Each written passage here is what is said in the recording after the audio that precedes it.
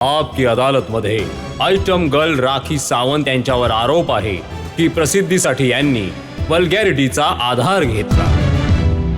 राखी, तुमच्या बालपणाच्या गोष्टी मला रिसर्च मध्ये समजल्या की तुम्ही अशा नव्हता जशा आज तुम्ही दिसताय. मी ऐकलंय खूप गोल मटोल होतात तुम्ही.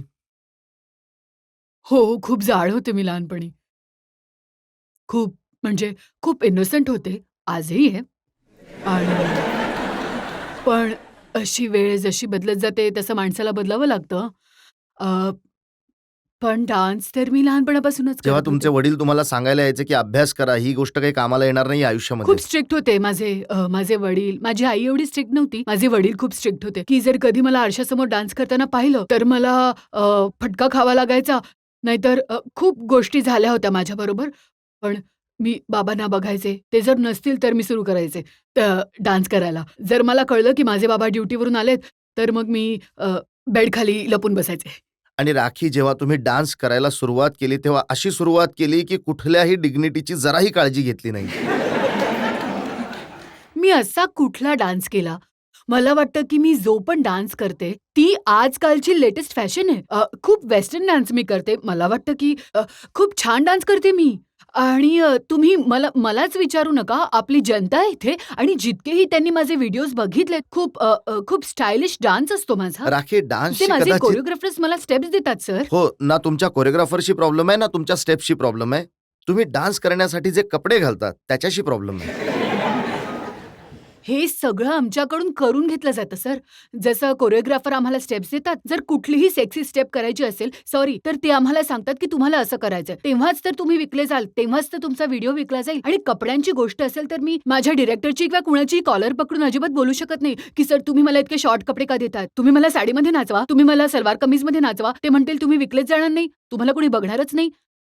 तर आम्ही पण इतके पैसे लावतो या व्हिडिओवर किंवा आम्ही सिनेमावर एवढे पैसे लावलेत. आमचा व्हिडिओ वगैरे सगळं विकलं गेलं पाहिजे. म्हणजे ही जी वस्तुस्थिती आहे ती आहे सर. याला मी फेस केलेलं आहे सर. त्यामुळे आम्हाला इच्छा नसताना सुद्धा घालावे लागतात असे कपडे.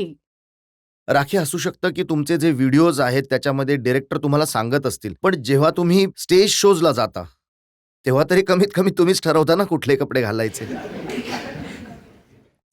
मी कोल्हापूरच्या ज्या शोमध्ये जो गोंधळ झाला होता, त्याच्या आधी मी खूप शोज केले, जे माझं पहिलं राखीजी, गाणं होतं. तुमच्या व्हिडिओचा तो तो फोटो आहे माझ्याजवळ. कुठली एअर होस्टेस ही कपडे घालणार सांगा बरं जरा. सर हां, तर माझे डिरेक्टर आहेत राहुल सूद. हे त्यांनी मला सांगितलं, मी तर व्यवस्थित जॅकेटच्या आत शर्ट घातलं होतं, जॅकेट घातलं होतं आणि मी येऊन असं फोटोशूट असं करत होते. तर ते म्हणाले, "यात मजा येत नाहीये." खरं बोलते. ते म्हणाले, की "काही दिसतच नाहीये." मी म्हटलं, "व्हॉट यू मीन सर?" तर म्हणाले, "just hold this your shirt and just pull out and just do like this." तर मी म्हटलं, "okay." Because I have to listen to my director. मला माझ्या डिरेक्टरचं म्हणणं ऐकलं पाहिजे बिकॉज ही इज ते डिरेक्टर आहेत. तर त्यांनी मी असं केलं आणि जेव्हा नंतर बघितलं तर असा फोटो आला होता, तर आता यात माझी काय चूक आहे?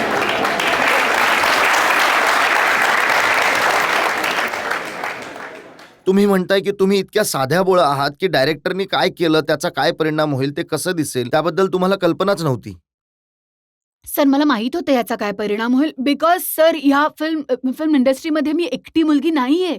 याच्यापेक्षा पण जास्त वल्गर जी एक मूव्ही आहे, माहीत नाही मी मूव्हीचं नाव घेतलं पाहिजे की नाही. एक हिरोईन आहे जी न्यूड आहे सर, जिने पूर्ण बॉडीवर टॅटूज काढलेत. ते काय? मी असं तर करत नाही ना.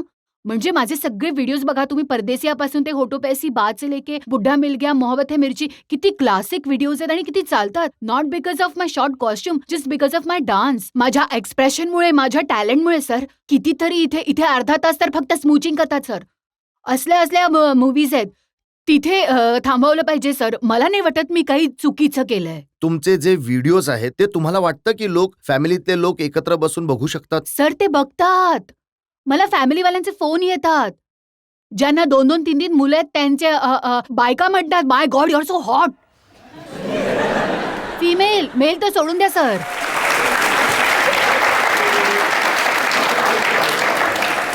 जर राखी इतकंच सगळं काही व्यवस्थित आहे तर मग असं का झालं होतं की मी ऐकलं जेव्हा तुम्ही फराह खानच्या मैं काम करत होता तेव्हा तुम्ही सेटहून परत आलात तेव्हा इतके छोटे कपडे घातले होते की तेव्हा घरी पोहोचण्यासाठी तुम्हाला बुरखा घालून यावं लागलं.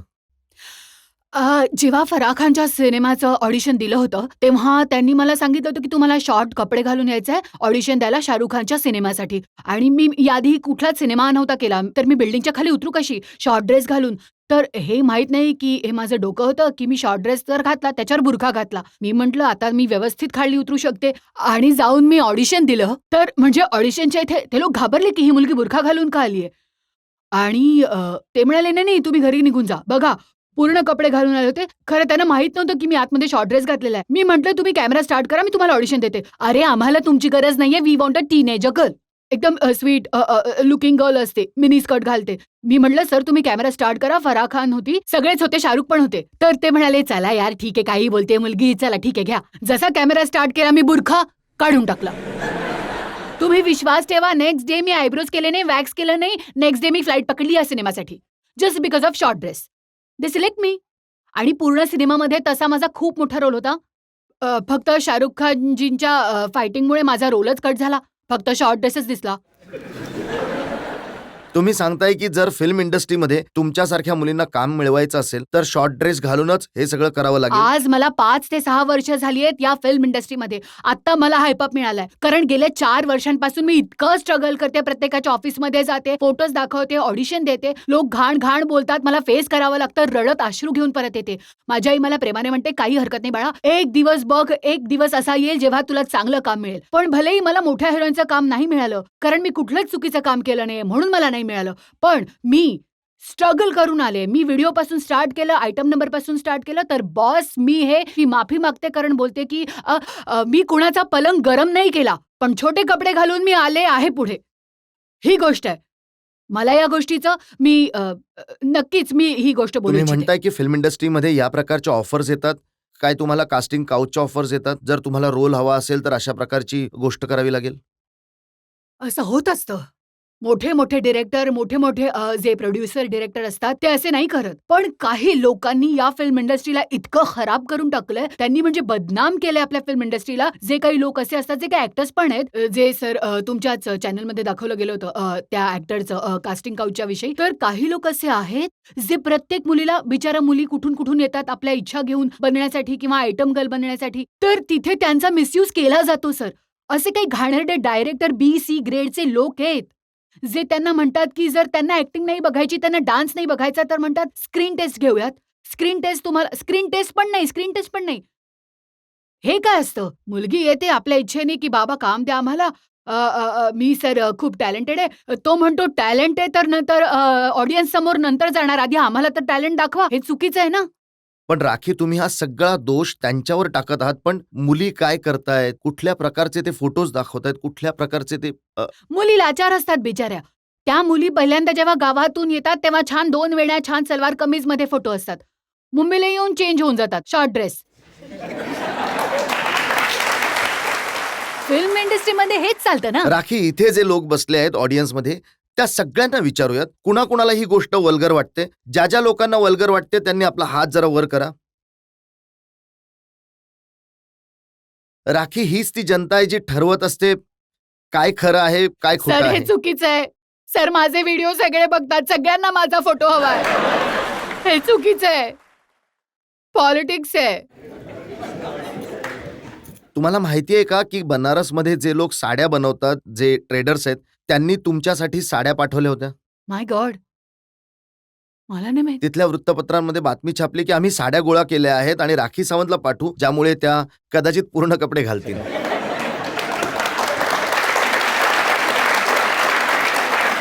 रॉंग.